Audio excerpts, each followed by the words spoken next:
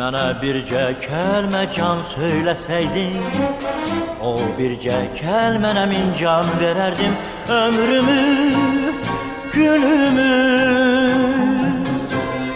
dərd eyləsəydin, ömrümü, günümü dərman verərdim. Ömrümü, günümü dərd eyləsəydin, ömrümü, günümü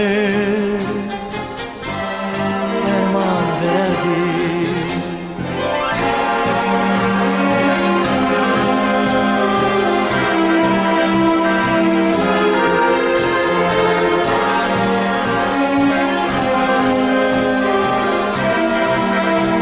Azerbaycan Radyosu'nun Kızıl Fondu. Bezdirdim qəlbini sədaqətimlə, qaldım həsrətimlə, müsibətimlə.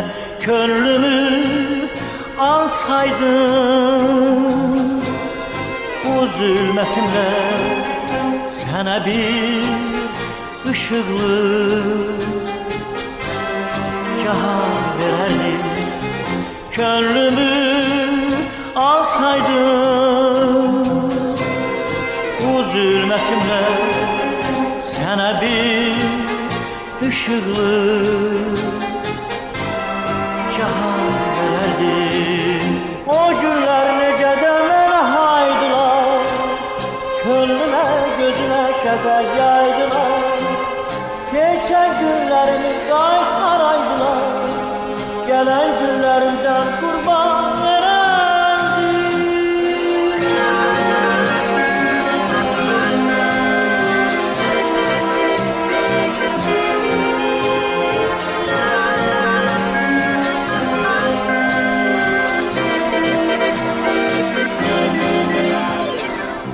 Ayrıldık öyle ki seninle ey gün, bir de ayrılıktan ayrı düşmerik.